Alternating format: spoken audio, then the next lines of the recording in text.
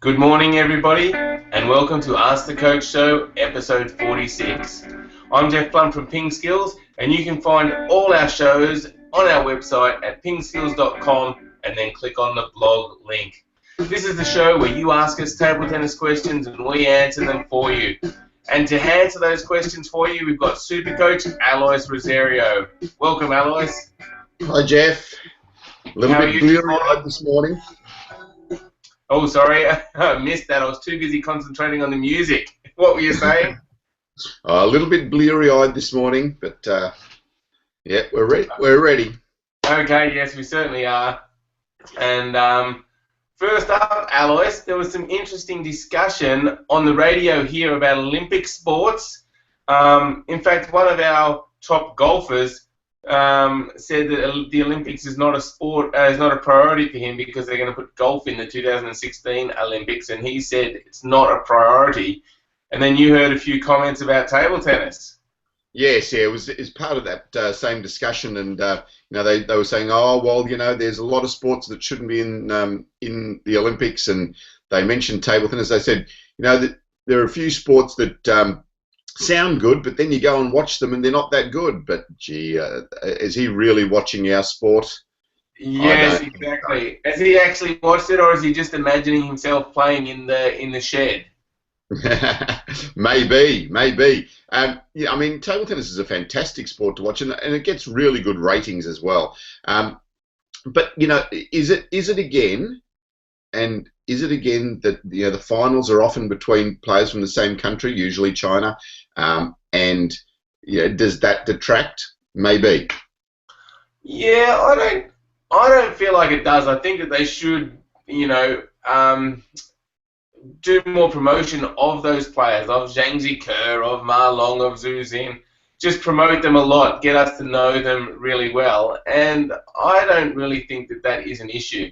But a lot of people do, so maybe it is. Yeah, I think you're right. I think if there's two players from the US playing in the final of a tennis tournament, I mean, we're really just thinking about those players and their abilities. So I think you are right. I think it's just let's promote our players more. Let's get them known and go from there. And now the Chinese matches are usually pretty good. They're real battles. They're good head-to-head clashes. So the table tennis is usually pretty good. So yeah, let's promote. That's a great idea, Jeff. Let's get there and promote those players. I guess the problem from my perspective is that I speak English, and so there's a language barrier for me to get to know those players, which needs to be overcome. Yep. I mean, yeah, there's lots of good translators around nowadays. Exactly, yes. I don't think it should be a real issue.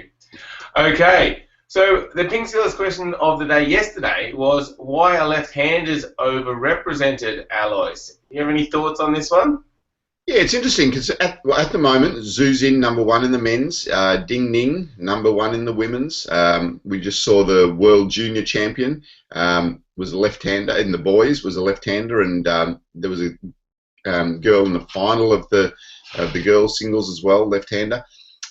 Certainly overrepresented as far as the number of left-handers. And I just always think, I mean, there's a few different things. I mean, they talk about the connection being better from the brain, but I think a lot of it is due to the fact that because there aren't many left-handers around, when a right-hander plays against a left-hander, it is a bit different. So yeah, so you just don't get that experience of playing against a left-hander as much. It's like playing against long pimples. If you don't play against long pimples very much, then you're not used to it. If you don't play against a left-hander very much, then you're not as used to it. So yeah, that's what I think.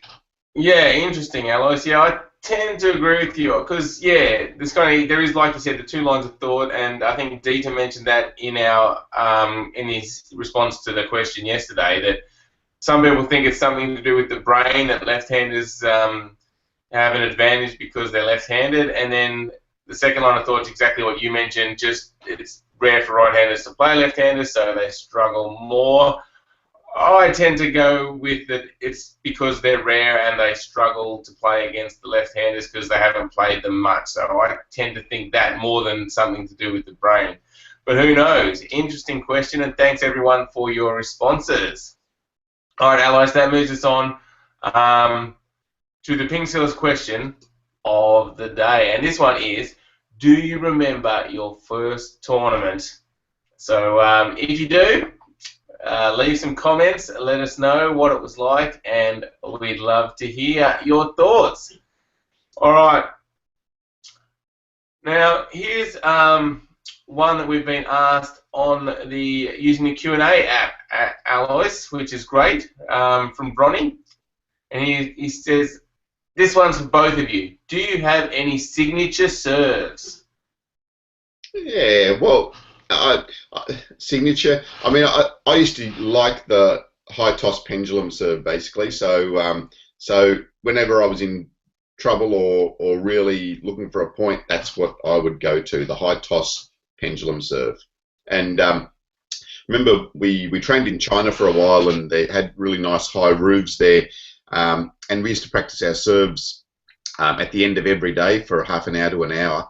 And I remember by the end, I came back and the toss used to go up like, I don't know, 20 meters. You know, I got really used to throwing that ball up, and the toss was going up really, really high. And I remember coming back to Australia, and at the time, the stadium that we played in a lot of the time, the lights were about 2 meters above our heads. So I struggled to get used to throwing the ball up low. You know, I'd sort of try to throw the ball up high, and it's hitting the lights, and yeah. But yeah, that's the one that I used to like. What about you, Jeffrey? Yeah, again, I'm not really a signature serve, but I used to like the pendulum serve. But then I'd always switch it up by going to a backhand serve. So that was what. You know, I reckon your backhand serve was really effective. It didn't look like much. It didn't have, you know, a whole bucket load of spin on it, but everyone used to struggle with it. You know, it was really simple. But it kept the ball really low and tight, and allowed you to get in with your strong topspin. So yeah, so I reckon that's the one that players feared the most from you. Yes, even though it was quite simple. But you're right. Thank you. I did like to keep it just nice and low, and yeah, and then it did allow me to try and play my forehand. Great. Well, thanks for jumping on, Bronny, and asking that question. It's good to have some people live on the show asking questions. All right, the next question is from George. And George says, do the balls lose any quality of spin, speed, or bounce after a certain amount of usage? Yeah, I think they do. So, but having said that, it takes a long time to do so. Sorry, that was with the celluloid balls. I'm not sure about the plastic balls at this stage and how they wear but I think they will get a little bit softer. So over a long period of time, they do tend to get a little bit softer, and they tend to get a little bit more worn and shiny. So, you know, I mean, we're only talking about little margins here, but the shininess means that you're not going to be able to grip the ball as much with your spin and with your serve, and also it doesn't grip on the table as much. So it does change slightly. Let's see with the plastic balls whether they do wear, and you know, whether they're going to last long enough and they don't just break before they wear out. So yeah, that's a little bit up in the air, but certainly with the celluloid balls, they did tend to get a bit shinier and smoother, and a little bit softer as well. Yes. Okay. Well, thanks for the question, George. All right. The next one is from Lance, and Lance says, "What happens if you make the ball touch the net twice or more during a serve?" Yeah. So I think Lance is talking about two serves in a row. So you serve the ball, it touches the net and goes over. It's a let. The second time you do that, so you serve it again, it touches the ball and goes over, it's still a let. This is a common question that I get. Players often think that 2 lets means that you lose the point. No, it doesn't. You can serve as many lets as you want in a row and you don't lose a point. So it's always a let. A let is always a let. So even if you do 10 lets in a row, still a let. Okay, interesting one. As many lets as you want. I like that terminology, Alois, because I guess it's going to be hard. If you want to serve 10 lets in a row, I don't think you'll be able to. But, well, we should challenge our PingSkillers and see how many lets they can serve in a row. Oh, yes, good thought. Let us know how many lets you can serve in a row. That's I'm right. not sure what the most I've ever seen is, but I don't think I've ever seen 10 lets in a row. Have you? No, certainly haven't. I reckon about 3, maybe 4, but yeah. Yeah, I'm thinking the same thing. Anyway, we've got a great rules video which explains about this let rule and a lot of other rules. So I'll put a link to that in the notes of the show. All right. Utkarsh has asked us, Alois, he says, when my opponent lobs the ball, I can't hit the ball consistently and it annoys me because my opponent wins the point. I mostly lose the point when the lob ball hits the table, you know, towards the back of the table and I'm forced away from the table. So do you have any advice for Utkarsh on playing against these deep lobs? Yeah, it gets really frustrating, Utkarsh. I know it. I've seen it a lot, and I've even felt it sometimes. You know, like that ball bounces really deep on you, and you don't get in position, and it's really hard to make that smash. And it's so frustrating. It's frustrating when you're playing, and believe me, as a coach, when you see it happen, it gets frustrating too, because you think, oh my goodness, they could have won that point. But the biggest thing that I see is that players don't get in position when they've got the time. So the ball's up in the air for quite a long time when they lob it. Players tend to just stand there and get a bit mesmerised by the ball and don't move into position. So then the ball suddenly is on top of them here and it's getting up really high, and then it becomes really hard to hit because you're not in good position. So the key is get back, make sure you give yourself plenty of space, and then smash the ball forward. So make sure you watch the forehand smash video. That gives you some really good tips, and it shows you the movement that you need to get yourself into position. Give yourself a bit of space, get yourself a bit of distance, and then make your smash. Okay, excellent tips there, Alois. So Utkarsh, get into position early. That's the #1 tip against those deep lobs. The next question is from Viet, and Viet says, I noticed that Ovtcharov's backhand service are sometimes effective and sometimes not. Once I saw him do the service to Ma Long, and he easily returned the ball around the net and won the point. So what are the advantages and disadvantages of Ovtcharov's backhand serve? Yeah, so Ovtcharov's backhand serve is very, very unique because, I mean, he stands really low to the table. He's sort of like down here somewhere and does his serve from here. Well, that's his start position. Then he comes up, he's really side on, and then he rips into it and turns himself around. Now, advantages for him, it's comfortable. He gets a lot of body turn, a lot of action on the ball, and a lot of spin. And it also suits his backhand game as well. But against Ma Long, remember, you know, Ma Long's got a really good return of serve. Any serve that you're going to do is going to be still difficult to put him under enough pressure. So that's the first thing. I think his serve suits his game. It's not a serve that I would recommend a lot of players to use because of its extreme nature and the extreme turn. But you know, if the backhand serve suits you, give it a try. I wouldn't start that low the way that he does, but you know, try and get that body turn and see how that suits your game. But yeah, certainly is. It's a really unique serve, isn't it, Jeff? Yeah, it certainly is. You're very surprised when you first see it because you're like, what is he doing? And you think his head's down low and moving around, and you wouldn't think it would be a great serve just to get in a position for the next ball. But obviously he's practiced it over and over, and it really suits him, and he does get a lot of spin on it, and sometimes it does cause players trouble.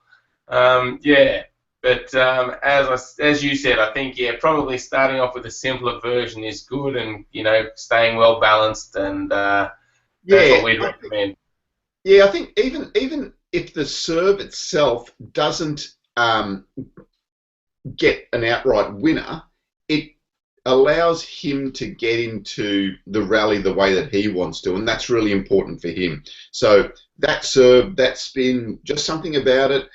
He's practiced it a lot, and he's used to that ball that comes back, and he's ready to play the next one. So yeah, so I think that's important.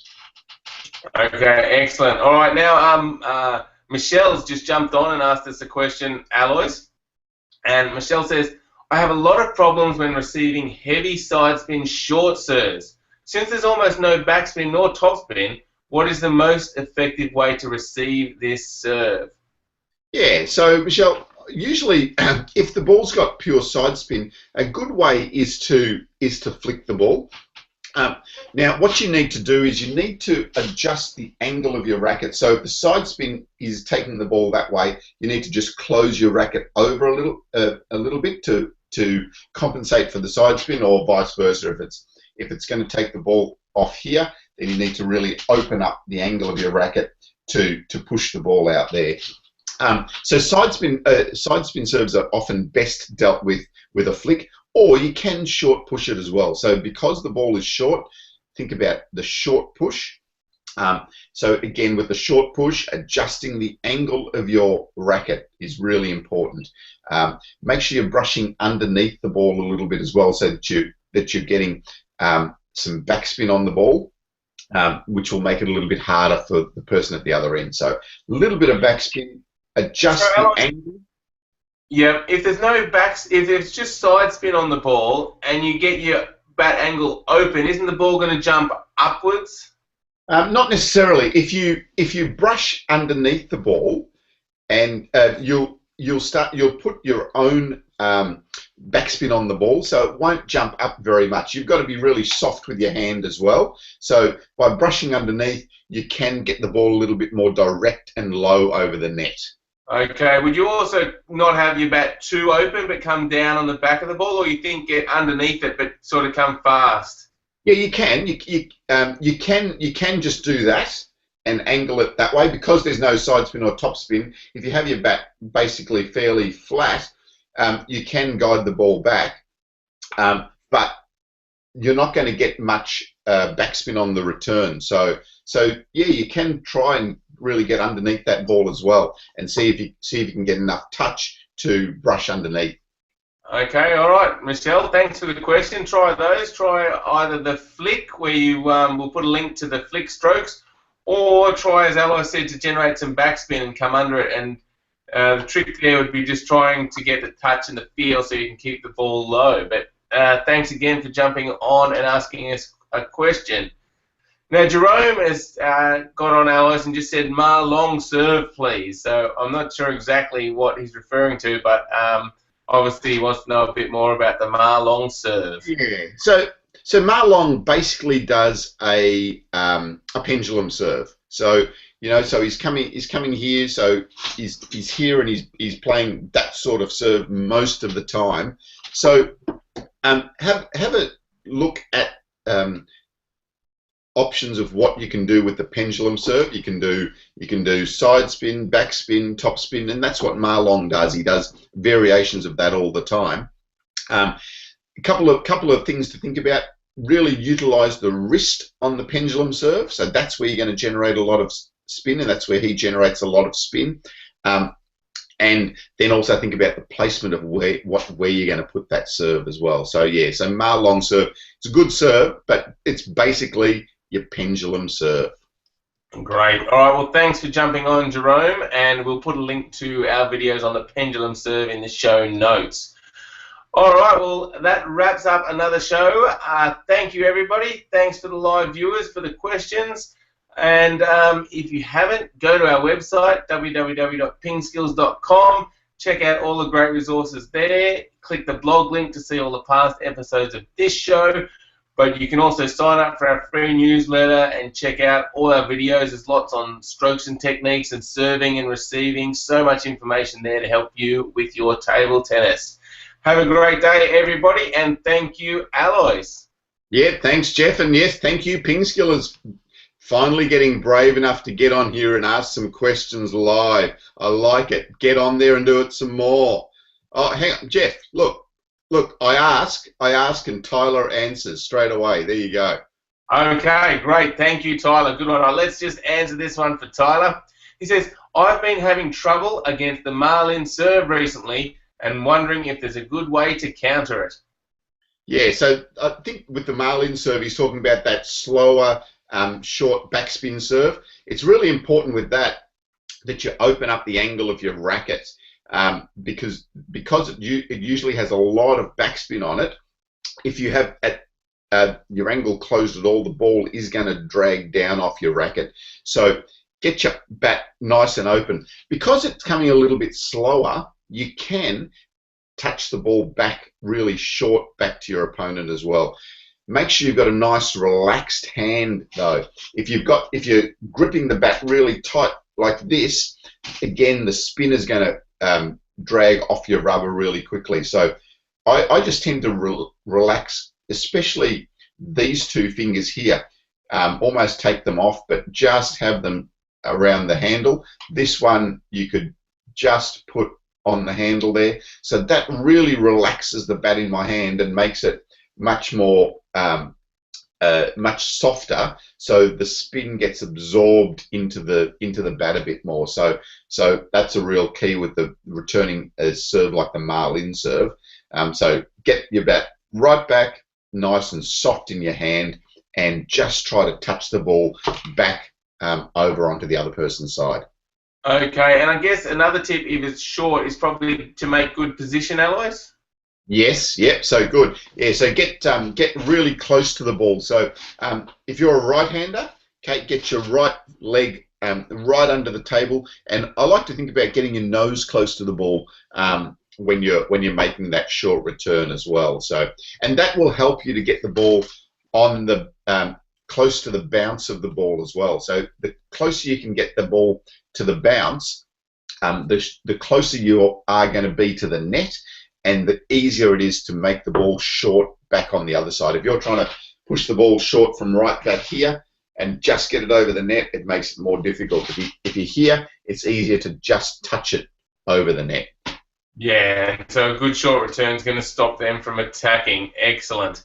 And we do have a video on how to return the Marlin serve, so I'll try and put that into the show notes as well. And I think the first answer to that question is always, well, first you need to play Marlin. Always makes me laugh, Alois. All right, well, thanks, everybody, and have a great day. Hopefully it's full of ping pong, and we will see you tomorrow. Catch Alois. Okay, bye, Jeff. See you, PingSkillers.